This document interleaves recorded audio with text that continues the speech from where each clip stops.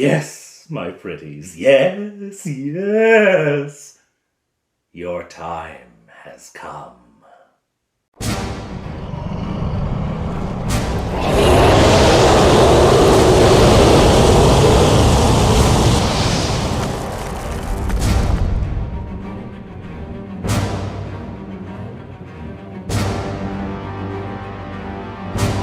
Hello everyone, I'm Father Aaron, and welcome to The Dungeon Minister! So, our heroes, having been thoroughly scourged by the stirges, a scourge of stirges, is that what a group of stirges is called? A scourge? I think it is. Anyhow, having been scourged by the stirges, returned to their camp to lick their wounds, to heal up as much as they could, and to return for the fight the next day. The next day has come. This time, choosing spells, Bob Johnny takes only one magic missile. For his other first level spell, he chooses Charm Person. Now, you may remember Charm Person came to him on a scroll that he found in Bargle's tower, right? So that was copied into his spell book. He now has Charm Person. He hasn't used it a lot. In fact, I don't think he's used it at all to this point, but now he has it and he wants to use it in this adventure. He also takes Web for his second level spell. Fleetwood, meanwhile, takes Sleep and Light and Web, his normal trio. He's skipping ESP this time because he figured that Lizardman's thoughts are probably not worth reading, and he's probably right. The heroes return through the maze of paths back to the temple. Their journey back to the temple is uneventful. Nothing happens along the way. I rolled for wandering monsters, but nothing came up, so in they go.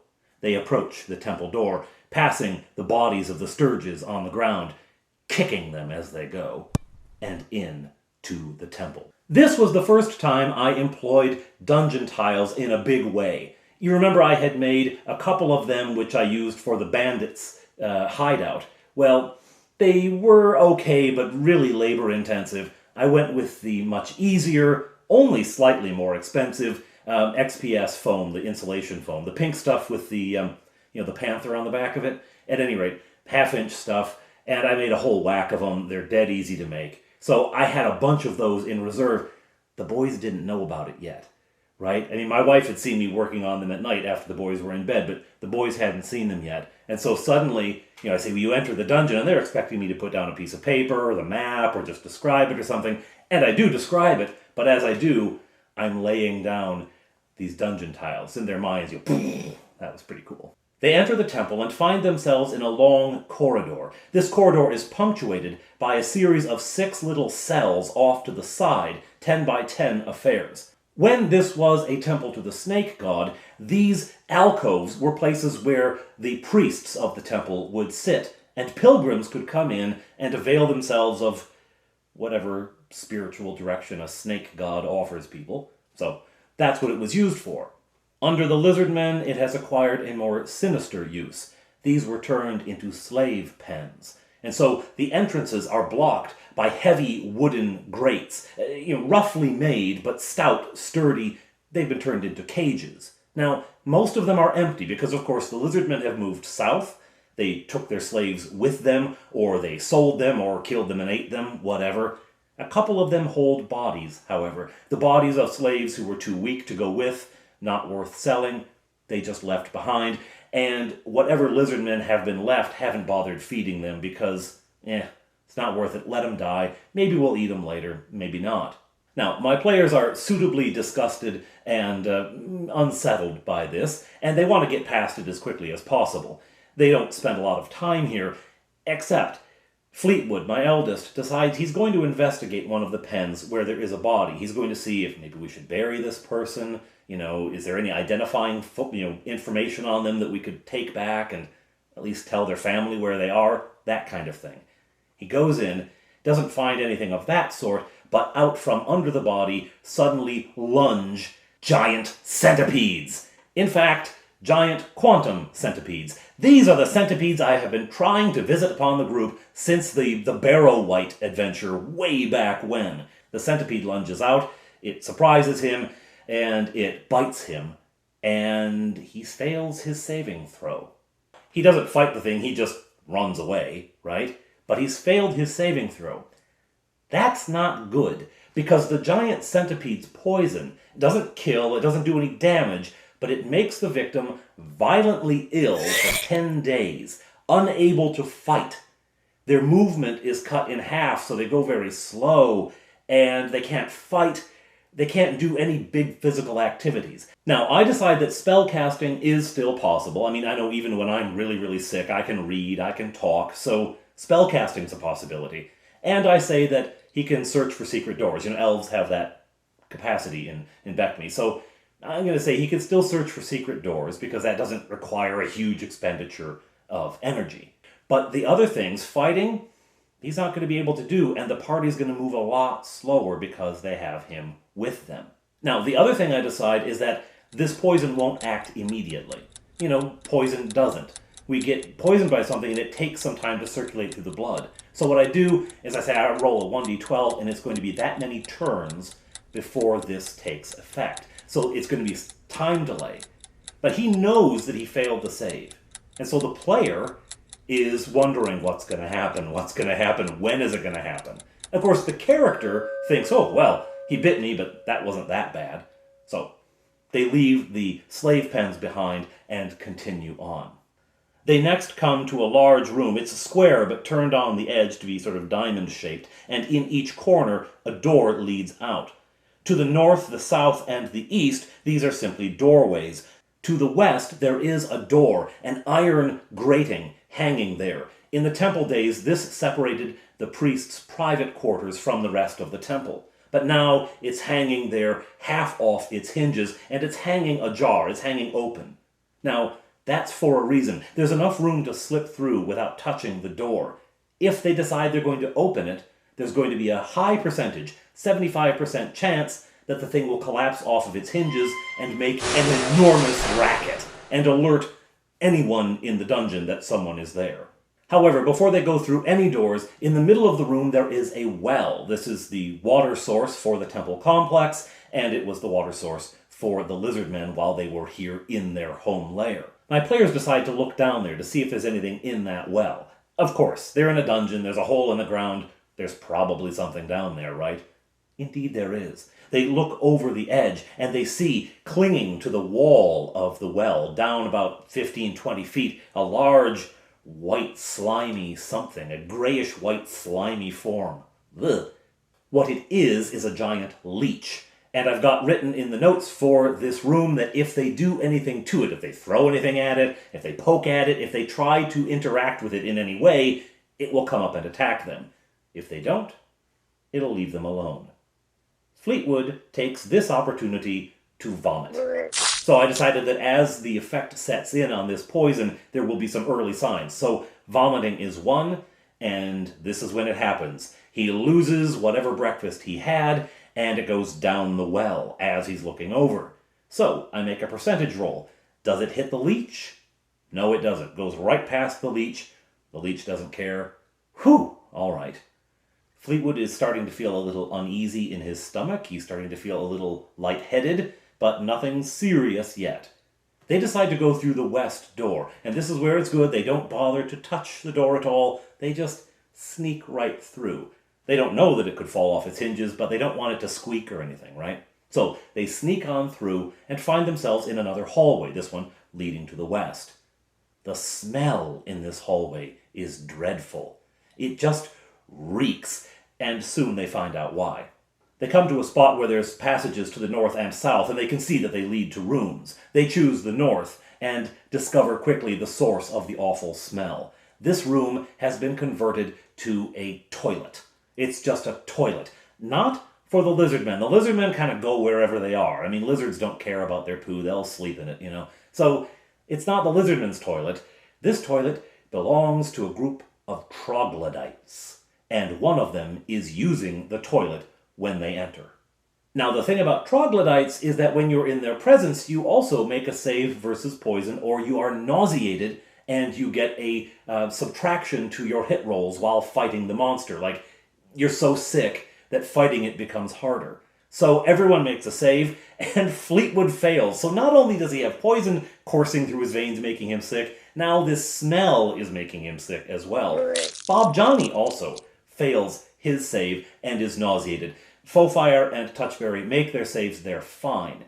Bob Johnny is sick, nauseated, wants to vomit, but he decides to cast a spell. Now, I gave them automatic initiative because this troglodyte is, literally has his pants down. Well, I guess not literally. Troglodytes don't wear pants, do they? I mean, they're like the Lizardmen. They're kind of au natural. Anyhow, the troglodyte's doing his business, so he loses initiative. Bob Johnny, my youngest boy, decides to cast Charm Person. Here, the Dungeon Master has an internal debate. Is a troglodyte a person? Is it, human enough to actually be charmed? I come down on the side of, yeah, it can be charmed. And he fails his save, massively fails his save. I roll a 4 for the save or something, and it's just pathetic. So, one charmed troglodyte coming up. This creature finishes his business, looks at Bob Johnny, and it's his best friend ever. Bob Johnny, I don't speak troglodyte. Oh, sorry. Speak common. Hello. What are filthy things with you? What are filthy things? This is the funny thing. Troglodytes, it says in the monster description, troglodytes hate everyone. I mean, they hate everyone who's not a troglodyte, right? They just detest and will attack anyone on sight. But I decide that because he's charmed and thinks Bob Johnny's his best friend, he will tolerate the existence of the other three. He doesn't like them, he still hates them, but he'll tolerate them for the sake of his good friend, right? It's like, Thanksgiving dinner where your uncle's going off about something and you don't stab him with a fork because it's Thanksgiving dinner. You just don't do that in front of your family. So, he's going to tolerate these hideous things for the sake of his good buddy Bob Johnny. This turns out to be one of the weirdest things I've ever DM'd, playing a troglodyte who's now best buds with a member of the party. And I couldn't have seen this coming if you'd given me a crystal ball, at all. So what does a troglodyte want to do? Well, what would you do if one of your best friends suddenly showed up in your house? You'd want to introduce him to all your family, right? You'd want to introduce him around. This is my buddy Bob Johnny. That's what the troglodyte wants to do. Okay, we can't have that. That's not good. How many other troglodytes are there? Troglodytes can't count. It's not in the monster description. I just, on the spur of the moment, decided that they can't count. This actually comes from Watership Down, where the rabbits can count up to 5, I think it is, and then anything more than that is a lot. I can't remember the word they have for it. I'll put it up here because I'll look it up later. They have for a whole bunch. Anyhow, so troglodytes are like that. They can't count over a certain number, so he just says, many. This leaves the players not knowing how many are out there, but knowing that it's more than 2 or 3, right? They know that it's quite a number over there. So they're a bit nervous about that. They don't want to meet this family. They're here for the Lizardmen, remember. Count Cormac has sent them to clear out the Lizardmen, or to at least weaken the Lizardmen. And frankly, a bunch of troglodytes probably goes a long way toward weakening the Lizardmen. And although troglodytes are awful, they're probably preferable to the Lizardmen in the larger scheme of things. So they don't really want to deal with the troglodytes at all if they can help it. No, we don't need to meet your family now. We are interested in the Lizardmen. Oh, that gets his attention. Filthy Lizardmen. Hate Lizardmen. Well, of course you do. You hate everybody. Where are the Lizardmen? Lizardmen east, other side of dungeon. Why are you here if the Lizardmen are here? We came 1 moon ago. Took over. Lizardmen got strong now. Most Lizardmen gone. Can't get rid of us. Okay, so there aren't enough of them to kick you out. Why haven't you kicked them out? Not enough us kick them out. So there's enough troglodytes here that the Lizardmen can't get rid of them, but there aren't enough troglodytes to go kill all the Lizardmen. So they have this uneasy hatred peace going on, and they share this common exit, and that's about as much as they have to do with each other. Okay. Well, we're here to go kill the Lizardmen, so we're going to do that now. Me come with. Like to kill Lizardmen. The players have a quick confab, but we can't bring him with. What if the spell wears off? What if something happens? He'll attack us. Well, yeah, but we can't leave him here. He'll run back and tell his family that his buddy has come, and they'll get suspicious, and they'll come find us. Okay, what do we do? They decide to take him with. I mean, what else are they going to do, right? They've adopted this puppy, now he's their problem. Okay, You want to come with us? Let's go. Show us where the lizardmen are. Yeah, me show. He takes them back to that rusty door. Don't touch, don't touch. Okay, we won't touch. They slip through, and he leads them across the great hall to the east. Lizardmen this way. The first room they come to is a sort of dumping ground for the lizardmen, where they throw things. It's the junk drawer for their entire complex. And they kind of use it for a common room, a lounge or something.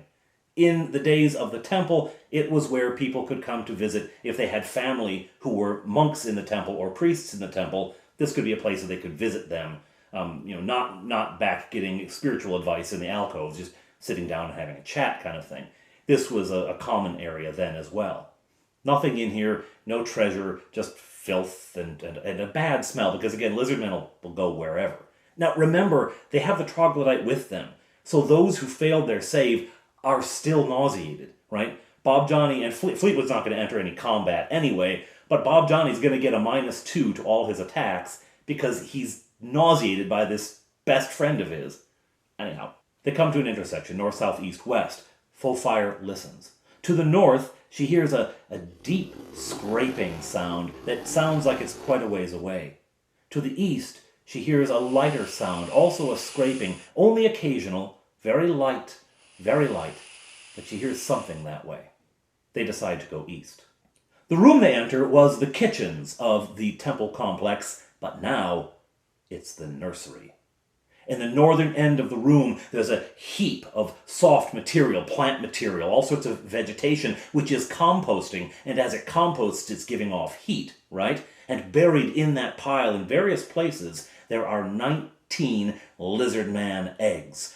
Over this heap presides an enormous female lizardman. She is a 3-hit dice monster. Lizardmen are 2-hit dice. I decide that the matriarch is going to be the strongest, toughest, so she gets 3 hit dice. Her attacks do a little more damage as well. And she has been left behind as the main body moved south. She has been left behind because these eggs need to hatch, and the hatchlings need to grow before they can take that journey. They're just not transportable. They can't take them with.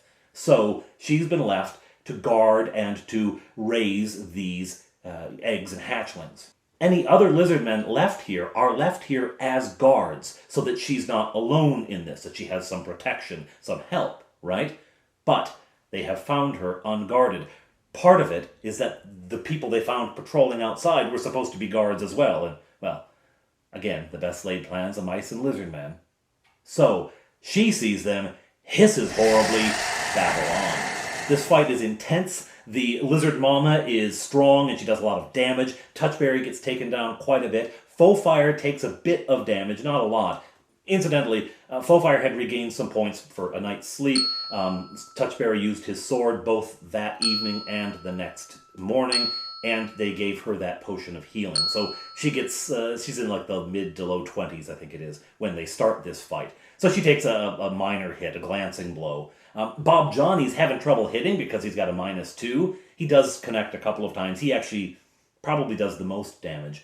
And the troglodyte joins in. Now, he was using the toilet, so he doesn't have all his weapons, but he has a dagger with him. So he's fighting with his dagger. He scores a couple of good hits, actually. He's not doing bad. And the lizard mama has to roll for nausea as well, because troglodytes disgust everyone, and she fails it. So now she's got a -2 as well. So it's an enormous mess.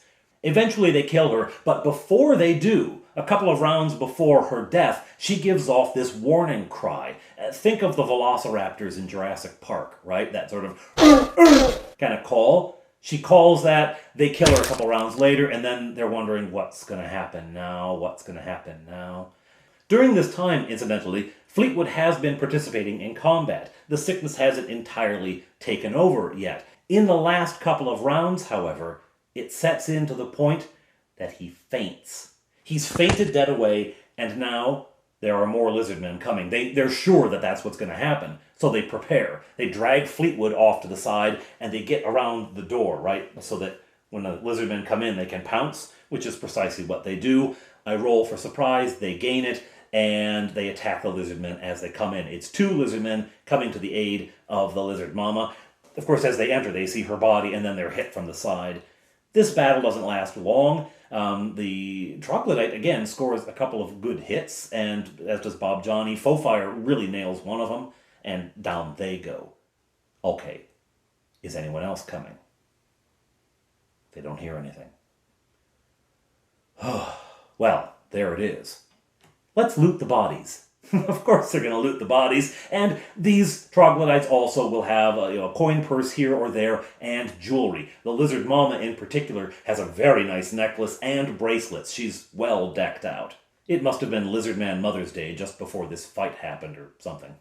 Anyhow, they loot the bodies, and then they go to the eggs, and they have a bit of moral dilemma. Do we kill them? They're just babies. Yeah, but they're lizard babies. And so they chop the eggs up. This is informed, incidentally, by The Mouse Guard, which is a great book, a lot of fun. In that book, I hope I'm not spoiling anything, they find a snake nest and they chop up all the eggs. They kill all the younglings, or whatever they call them. Anyhow, that's what they do. A little bit of infanticide, thrown into the mix. Why not? So many reasons why not. Anyhow, that's what they do. While they're doing this, Fleetwood revives. He comes to and staggers to his feet. Now the full effect of this sickness is on him. He is not any good for a fight anymore. Okay, what am I going to do? As I mentioned, he can search for secret doors, and this is what he employs himself with while the others are chopping up eggs and looting bodies and things like that. He begins to search for secret doors, and he finds one in the north wall. Now, this wasn't a secret door when it was a temple. It has been turned into one in the years between. Was it turned into that by the Lizardmen? Yeah, probably not. They don't have that kind of skill. They're only semi-intelligent. But someone has made a secret door of this. Why? Well, they're not entirely sure, but they use it. They go through and find themselves in a very short passage, and through again into another room. Before they go into that room, they have Fofire listen, but she hears nothing. So in they go. They find a long room, and halfway down the room, sleeping on the floor, is a single elderly lizard man. Yeah, he's single, ladies. Anyhow, he's sleeping here. He doesn't get involved in the combat much. He's nearing the end of his life, and lizardmen just sort of let their elderly go. They don't do anything to help him. They don't do anything to support him. So this guy is just kind of hanging around. He didn't feel like he could make the journey south. He didn't want to join the army because he's no use at fighting anymore. So he's just kind of here, right? Well, as they enter, he wakes up, and the players are going to try to talk to him or reason with him, take him hostage or something like that. The troglodyte attacks, because troglodytes hate everyone, leaps into the attack and knifes him. Well, that's decided it. I guess we have to have a fight now. He doesn't have any hit points because he's elderly. The fight isn't terribly difficult. He puts up a bit of resistance, but not a lot. I think Fofire finishes him off with an arrow. She doesn't even bother approaching combat. She just shoots him with an arrow and actually hits, which is refreshing. This combat was relatively short, so they don't think they're going to attract any attention by it, but they do hold and listen. Anything? No? All right. Loot that body. He had a bit of stuff on him, not much. Other lizardmen had taken all the valuable stuff from him, long ago. But they loot the body and move on. What to now? This room has nothing else in it of interest. The lizardmen simply sleep on the floor, like lizards do on rocks, right? They just sleep in here. So there's nothing, there's poop, there's pee, because again, lizardmen just go wherever. But this is clearly like a sleeping room. This is kind of one of their nest areas. All right. Where to now? There's a door leading out. They search for secret doors. There are none, or they don't find them. There are none. And they head out into the passage. The players correctly surmise that this passageway is an extension of the intersection that they had gone through between the lounge and the nest. It is indeed the same corridor. Across the hall from the room they've come out of is a door, a big, solid, heavy wooden door. They don't try that right now. They decide instead to go north. They figure they know what's to the south. They don't. There's some things between here and there, but anyway, they decide to go north. And it's not long, about 30-foot passage, and they find themselves in a 30 by 30 room. Across the room, the wall has crumbled, and there's a natural tunnel leading out. They don't know if it was dug by someone or something, or if it was a natural cave that they've just broken through to, but clearly there's rubble around it. Clearly it was opened up.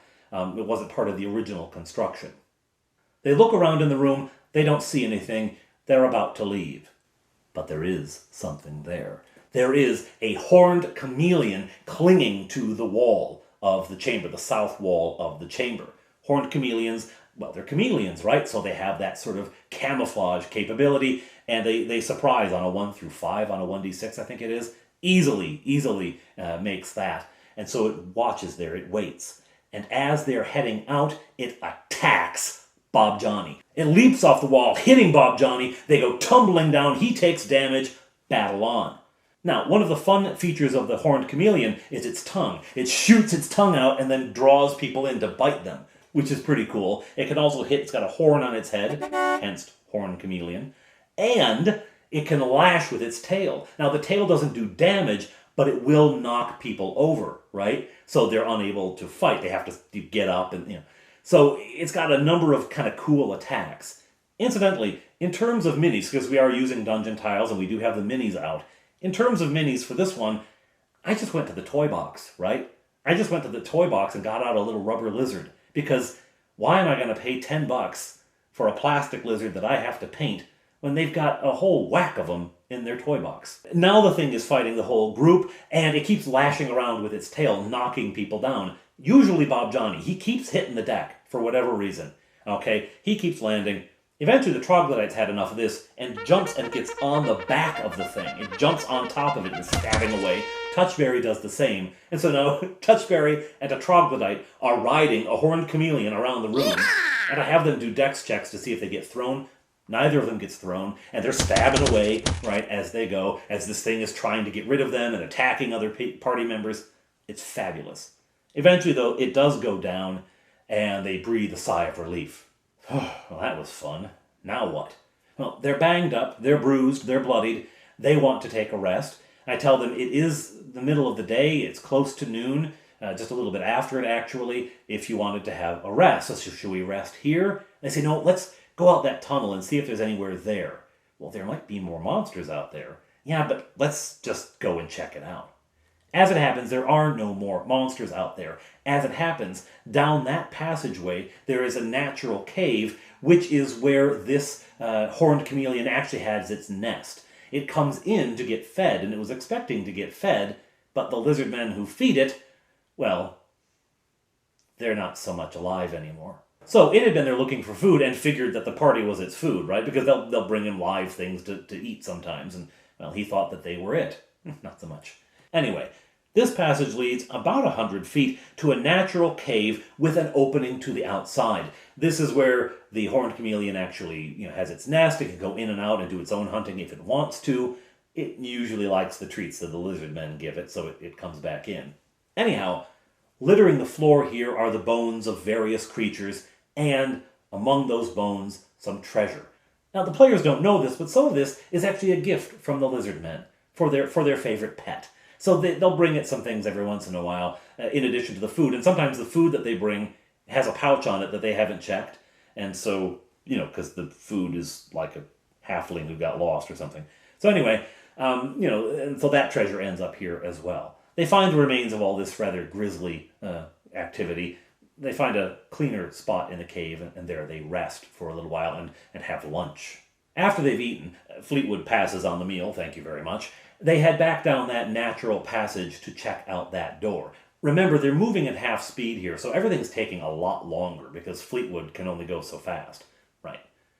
They decide they want to check out that heavy wooden door. That is a job for Fofire. First, she checks for traps. She finds none. Then, she checks to see if it's locked. It is. Then, she picks locks, and she succeeds. The lock clicks, the door swings open, and immediately 2 lizardmen attack them. There are 2 big, burly lizardmen in here. They have been placed here as guards and told, do not leave this room, no matter what. Stay here and attack anyone who enters. Unless it's your relief guards coming to spell you out. But anyway, they attack, all right? Battle happens right in that area of the door and the corridor, so the characters can't bring their numbers to bear. Remember, there are 5 of them now. I mean, Fleetwood's not really in the battle, but there's 5 of them now. Fleetwood can cast spells, at least. The troglodyte's there. But they can't really bring that to bear because of the doorway, and the lizardmen are kind of right in it. So the fight is essentially between Bob Johnny and Touchberry and these lizardmen. And it's pretty hard, because both of those guys had been taken down in hit points by their previous encounters, and these lizardmen are fresh. Now, we do have faux fire shooting arrows over Touchberry's head. That's the advantage of having a shorty in the front there. And eventually, the combat is getting hard enough that Fleetwood decides it's time to use a spell. He's been saving it for bigger combat, but this is proving to be pretty tough. He casts Sleep.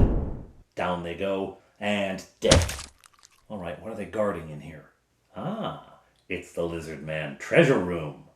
So, you may notice that the pattern of these adventures, if you look across all the adventures, you'll notice that every once in a while there's going to be a treasure dump, right? It's me wanting to make sure the characters are still advancing, because adventures like fighting the werewolves in Honeywood and the combat against the goblins, these are not treasure-heavy events, right? You're not getting a lot of reward, so your characters aren't going up levels.